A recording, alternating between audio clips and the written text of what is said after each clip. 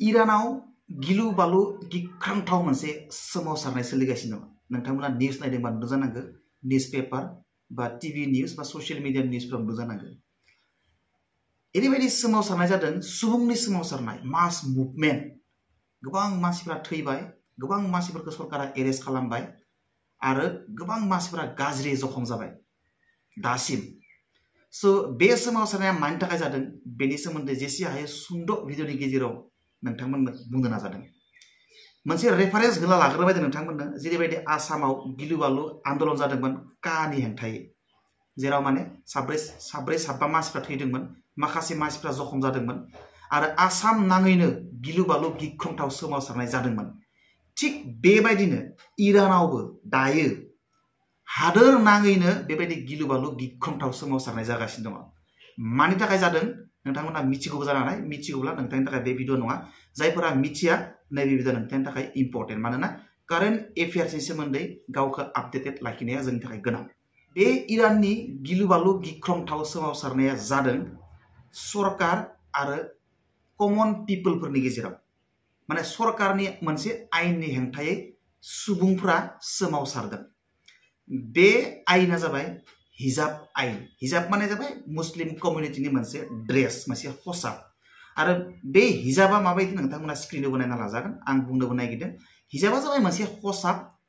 जाय खसाबखौ मुस्लिम कमिउनिटिनि आइजोफ्रा गानो। गासैबो मोदोमखौ जोख्लोबजोबनाय मोनसे सि होननाय बायदि, खानायखौबो जोख्लोबनांगौ, सिंथिबो ओरै जोख्लोबजोबनाय, मेगनाल' नुजानांगौ आरो बाखि गासै देहानि पार्ट्स माने कभार खालामजोबनांगौ। देट इज द हिजाब। आरो इरानाव पाब्लिक प्लेसफोराव थाङोब्ला आइजोफोरा बे हिजाब ड्रेसखौ गानथारनांगौ, बेयो कम्पालसरि। आरो जुदि नोङो बे हिजाब ड्रेसखौ गानाब्लासिनो पाब्लिक प्लेसफोराव थाङोब्ला, सरकारा नुयोब्ला, आयेना नुयोब्ला, आयेननि नोजोराव बेयो दायनिगिरि जायो। आरो बिसोरनाव मोनसे मा दोङो, मरेलिटि पुलिस होननाय मोनसे एजेन्सि बा डिपार्टमेन्ट दोङो। बे मरेलिटि पुलिसानो बे खामानिफोरखौ नायो। जेरैबायदि पाब्लिक प्लेसफोराव आइजोफोरा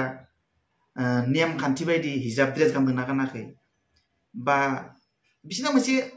नियम दंखायो जे हिन्जावफ्रा मा गाननांगौ, पाब्लिक प्लेसाव मा गाननांगौ।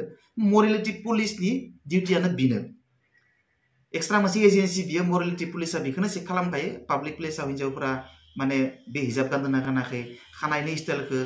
आयेननि बायदि सिनदोंना सिनाखै, बेबायदि नायबिजिरनायानो बे मरेलिटि पुलिसनि खामानि। बे मोनसे बेलेग, बे कमन पुलिस नङा, बेयो बेलेग मोनसे एजेन्सिखा। बे मरेलिटि पुलिसा बेखौनोल' चेक खालामो, ड्रेस कड, हेयार काट एबा मा बेबायदि माने बिथिंफोरखौ बे मरेलिटि पुलिसा नायबिजिरो। बेबायदिनो बेबायदि हिजाब ड्रेस गाननायनि हेंथायै इरानाव गोबां बोसोरनिफ्रायनो फिसा फिनला आन्दलन जाबोखाबाय थादोंमोन। नाथाय नै खनसे आन्दलन जानाया नै सेप्तेम्बर मासाव जागायजेनदों। बियो सेप्तेम्बर मासनि गेजेरनिफ्राय बियो एसे गिलु बालु आरो गिख्रंथावसिन। आरो बे गिलु बालु गिख्रंथाव सोमावसारनाया जागायजेनदोंमोन मोनसे फिसा घटनानिफ्राय। बे घटनाया जाबाय इराननि सानसेखालि गंसे न'खरा माने केपिटेल सिटि इराननि तेहरानाव मायबा खारनाव थांदोंमोन। आरो थांबाय थानाय समाव लामा ससेयाव पुलिस चेकिं मोनबाय। जोंनियाबो जेरैबायदि पुलिस चेकिं खालामो रास्तायाव, हेलमेट गानाब्ला फाइन होनांगौ बा माने आयेननि नोजोराव दायनिगिरि जायो, थिग बिसोरनाबो मरेलिटि पुलिसा बेफोरखौनो चेकिं खालामखाबाय थायो। थिग बे मोनसे न'खरा सानसेखालि केपिटेल सिटियाव थांनायाव, तेहरानाव थांनायाव लामा ससेयाव मरेलिटि पुलिसनि चेकिंआव गोलैबाय। चेक खालामबाय, नुबाय फिसाजोआ, गासैबो बिमा बिफा फिसाज्ला फिसाजो दोङो बेयाव। फिसाजोआ हिजाबखौ नांगौ रोखोमनि माने प्रपारलि गानाखै। 22 बोसोरनि सासे हिन्जावसा गथ', बे न'खरनि फिसाजो माने मासा एमिनि होननाय, बे हिजाबखौ मोजां रोखोमनि गानाखै, प्रपारलि गानाखै। पुलिसा चेकिं खालामबाय, डिबेट जाबाय, मानो नांगौ रोखोमनि हिजाबखौ गानाखै, प्रपारलि मानो गानाखै। जेरैबायदि जोंनियाबो पुलिसजों मालाबा लामाफोराव चेकिंआव गोलैबा हेलमेट गानाबा, लाइसेन्स लांफायाबा, इन्सुरेन्स लांफायाबा बाहाय डिबेट जायो। बेबायदि डिबेट जाबाय। डिबेट जानाय उनाव आरो बे गानाखै नालाय पुलिसा, मरेलिटि पुलिसा रागा जोंबाय। जोंनानै बेखौ गारि सिंनिफ्राय आउट खालामना लाबोबाय, उनाव लानानै थांबाय, डिटेन खालामबाय। मरेलिटि पुलिसा डिटेन खालामबाय बे सिख्लाखौ। 22 बोसोर बैसोनि सिख्ला बियो, डिटेन खालामबाय। बिनिफ्राय मा लाना थांबाय बेखौ डिटेन खालामबाय न' सिङाव लांबाय गावसोरनि मरेलिटी पुलिसनि अफिसाव लांबाय अफिस सिङाव लांबाय अफिस सिङावथ' रावखौबो हाबनो होआखै बिदिया थांफाबाय न'खरनि मानसि थांफाबाय न'खरनि मानसिखौथ' हाबनो होआखै न' सिङाव पुलिसा हाबनो होनो आरो गावसोरनि डिपार्टमेन्ट सिङाव लांबाय उनाव हिन्जावखौ लांनायनि उनाव मा जादों जेबो मिथिला खबर गैया ओमफ्राय हिन्जावखौ बिराद बुनाय बायदि खोनायो आरो बाहेरनिफ्राय हसिख्रावनाय खोनादों नाथाय जेबो मिथिले आरो न'खरनि मानसिफोरा ओमफ्राय 2 घन्टासो उनाव मोनसे रिपर्ट ओंखारबाय जे माने मासा आमिनिया मरेलिटी पुलिसजों हमजानायनि उनाव हार्ट एटाक जानानै देहाया बिराद गाज्रि जाबाय ओमफ्राय बिखौ माने दसे उनाव हस्पिटाल लानानै थांबाय हस्पिटाल लांनानै दसे उनाव मिथिबाय जे बियो कमायाव थाहैबाय हिन्जावखाया बे माने मासा आमिनिया कमायाव थाहैबाय थैहां अबस्था जाबाय मेडिकेल रिपर्ट ओंखारबाय जे बे मासा आमिनिया माने हार्टनि प्रब्लेम दंखायोमोन हार्ट एटेक जानानै माने कमायाव थांनानै दा बियो 2 घन्टासो उनाव रिपर्ट ओंखारबाय जे बियो माने थैबाय शी इज नो मर बे थैबाय खिन्थु न'खरनि मानसिया क्लेम खालामदों जे बियो 22 बोसोर बैसोनि सासे सिख्ला हार्टनि प्रब्लेम गैफेरि मानसि बियो जों न'खरनि मानसि आरो बेबायदि जेबो देहानि प्रब्लेम गैयै सासे माने सास्थबान सासे बियो हेल्दी सासे हिन्जावसा बियो मालाबाबो पुलिसजों हमजानानै 2 घन्टानि उनाव बियो मालाबा हार्ट एटेक जानानै बेबायदि कमायाव थांलायनो गोनां थासारि जानाय नङामोन जाहानि गथ'आ बिदियाबो क्लेम खालामबाय जाहानि बिनानावा बेबायदि इमान पुलिसजों हमजानाय उनावनो बेबायदि माने एसेबां नार्भास जानानै हार्ट एटाक जालायनांगौनि खोथा गैयामोन बेयाव जों मिथिखानाय आरो बे हिन्जावसाया 22 बोसोर बैसोनि हिन्जावसाया 2 घन्टानि उनावनो माने बियो थैबाय उनाव माने न'खरनि मानसि क्लेम खालामदों जे बिखौ हमना लांनानै बिराद बुनाय जादों खर'आव बुदों जेरै हागो एरै बुदों मरेलिटी पुलिसा आरो माने उनाव माने पोस्टमर्टेम रिपोर्ट आरो मेडिकेल रिपर्टखौ मोननाय जाबाय जे बियो माने जेबो बुनायनि रिपर्ट गैया जास्ट माने हार्ट एटाक जानानै बे थैदों होननानै बे रिपर्टखौ मोनबाय खिन्थु न'खरनि मानसिया माने बिदि नङा होनना बुंबाय उल्था बुंबाय जे खुनु हार्ट प्रब्लेम गैया बिनियाव माने बिखौ बुनानै बुथारदों मिडियायाव बिराद प्रसार जाबाय बिदिनो मेडिकेलनिफ्रायबो माने सासे सानै अफिसारफ्रा मेडिकेल अफिसारफ्राबो माने राइटखौ बुंनो नागिरबाय बुंबाय सासे सानै साहस खालामनानै सरकारनि रिपर्ट बायदिब्ला बियो हार्ट एटाक जाना थैदों आरो माने सरकारनि सासे सानै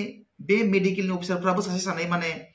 न'खरनि मानसिजों जाना बुंबाय बियो खुनु माने हार्टनि प्रब्लेम गैयामोन बिखौ माने बुनायनि माबा दोङो सिन दोङो बुनानै बुथारनाय जादों बिखौ होननानै आरो बेबायदिनो बिराद गिदिर मोनसे दावराव जालांनायसै हादोर नाङैनो इसां बरिया 22 बोसोर बैसोनि सासे देरफुहांनाय सिख्लाखौ बुनानै बुथारनाया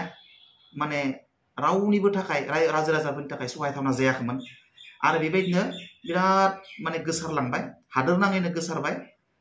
आरो बिराद मोनसे रागा जोंनाय सोमजिबाय रायजोफोरनि गेजेराव हिन्जावफोरनि माबा माबि आफाद आरो किसुमान माने नेशनेल अर्गेनाइजेसनफोरा बेनि हेंथायै सोमावसारनो हमबाय आरो बेबायदिनो बिराद गिदिर दा माने जुद्ध जागासिनो दङ सरकारनि हेंथायै रायजोफ्रा खालामगासिनो दङ दा रायजोफोरा बे मासा आमिनिनि थैनाय जाथायखौ लानानै गिदिर आन्दलन खालामदों आरो सरकारखौ दाबि खालामदों जे हिन्जाव माहारिखौ डमिनेट खालामनो नाङा हिजाबखौ जाबसिननानै हिजाब ड्रेसखौ जाबसिननानै माने बिसोरखौ डमिनेट खालामनो नाङा डिसक्रिमिनेट खालामनो नाङा जोंबो हौवाफोरबायदि समान समान मोनथाय मोननांगौ हौवाफोरनो मालाबाबो नैबे ड्रेसखौ गानथारनांगौ नैबे ड्रेसखौ गानथारनांगौ होननानै खुनु आयेन गैया नाथाय हिन्जावसाफोरनि थाखाय माखासे आयेन नैबे ड्रेसखौ गाननांगौ नैबे ड्रेसखौ गाननो मोना बेबायदि माखासे आयेनखौ जोंनो नाङा स्क्रेप खालामनांगौ जोंनोबो उदांस्रि नांगौ होननानै इराननि रायजो राजाफ्रा आरो हिन्जाव माहारिनि माखासे आफादफ्रा आन्दलनाव थै-थां नारा-नाथा बारसोमदों दाना बाथ्राया जाहैबाय मा जोंनि भारतआवबो मास मोनब्रै मोनबासो सिगां बा नैबे बोसोरनि गेजेराव कर्नाटकआव हिजाबखौ लानानै बिराद दावराव जादोंमोन जोंनि भारतनि मुस्लिमफ्रा जोंनो हिजाब गानहोनांगौ हिजाबखौ स्क्रेप खालामनाङा हिजाबा जोंनि जाबाय मोन्थाय हिजाब इज आवार राइट जों हिजाबा जोंनि धोरोमजों सोमोन्दो गोनां मोनसे खसाब बेखौ जों गाननो मोनथारनांगौ होननानै भारतनि बे कर्नाटकआव जानाय जाथायाव बिराद आन्दलन खालामदों मुस्लिमफ्रा जे जोंनो हिजाबखौ गानहोथारनांगौ हिजाबखौ जायखिजाया राहाजों मालाबाबो इनसाल्ट खालामनो मोना बेखौ बोखारनो मोना hijab is our right we want hijab होननानै बिराद आन्दलन खालामदोंमोन जोङो इरानाव नुबाय we want free we want justice होननानै बिसोर खिन्थु आन्दलन खालामबाय थादों आरो नारा नाथार हिजाबनि हेंथायै आन्दलन खालामबाय थादों गिलु बालुनो जेराव माने गोबां मानसिफोरनि जिउ खहा जादों गोबां मानसिफोरा गाज्रि जखम जादों आरो गोबां मानसिफोरा एरेस्ट खालामनानै दोनदों मोनसे बाथ्राखौ लास्टआव बुंफिननो नागिरदों इरानावबो खिन्थु हिजाबा कम्पालसरि नङामोन हिजाबखौ गाना नोंनि गोसो बे नोंनि गोसोमोन नाथाय 1979 नि उनाव मोनसे आयेन बानायनाय जाबाय जे हिजाबखौ जेराव थाङा मानो माने बाहेरायाव ओंखारोबा पाब्लिक प्लेसफोराव ओंखारोबा आइजोफोरा गानथारनांगौ आयेन बानायनाय जाबाय खिन्थु बे आयेनखौ बानायनाय लोगो लोगो इरानाव गोबां गिदिर गिदिर आन्दलन जादोंमोन जे बे नियमखौ लागु खालामनो नाङा इमप्लिमेन्टेसन खालामनो नाङा जोङो हिजाबखौ जानला मानला बाहेरायाव ओंखारब्लानो गाननायखौ जोङो सापर्ट खालामा माने रायजो राजाफ्रा नोगोरारिफ्रा बेखौ सापर्ट खालामाखैमोन नाथाय 1981 मायथाइयाव ओरैबायदि कारा मोनसे आयेन बानायबोबाय हिजाबनि सायाव जेब्ला इब्राहिम राइसिया हादोरनि हादोरगिरि जायो इराननि 1981 मायथाइयाव बियो बिराद मेन्डेटारि हिजाब रुल बानायबाय मेन्डेटारि हिजाब रुलनि बायदिब्ला हिन्जावसाफोरा कुनु कारनावबो बाहेराव एबा पाब्लिक प्लेसफोराव हिजाब गानाब्लासिनो ओंखारनो हाया आरो हिजाबाबो प्रपार जानांगोन प्रपार वेजों गाननाय जानांगोन मोख्लाब मोसि नङा पुरा माने खोख्लोब जोबखानाय जानांगोन खानायखौबो देखायनो मोना नै खानायखौबो नै मेगनसिम हिया थानांगो सिंथिबो नै मेगनसिम थानांगो खोख्लोब जोबनांगो प्रपारलि गाननांगो मोनसे माने मेन्डेटरि हिजाब एक्ट बानायबाय आरो बिनि गेजेरजोंनो माने लामा लामाबो चेकिं खालामनाय जाबाय जे प्रपारलि हिजाब गानदोंना गानाखै हिन्जावफोरा पाब्लिक प्लेसाव सोरबा माने प्रपारलि हिजाब गानै आइजोफोर फैदों नामा बेफोरखौनो जेरैबायदि जोंनि पुलिसफ्रा चेकिं खालामो जोंनियाबो कर'नानि समायाव माने बे मास्क गानदोंना गानाखै मास्कखौ मोजां गानदोंना गानाखै सोरबाया मास्कखौ नै गोदनायाव लायो सोरबाया मास्कखौ नै खर'आव लायो प्रपारलि जायाना थिग बेबायदि जोंनियाबो बे इरानावबो हिजाबफोरखौ सोरबा खख्लाबसेल' गानदों नामा मुथिबा बाहायल' गानफ्लाना लादों नामा बेफोर रखमखौनो इरानाव चेकिं खालामग्रा जाबाय 1981 निफ्राय कारा एबा गोख्रों नियम बानायबाय आरो बे गोख्रों नियमानो दिनैसिम फैबाय थादों नाथाय दिनै दा 2022 बे हिजाब रुलखौ सासपेन्ड खालामनायनि लामायाव so that is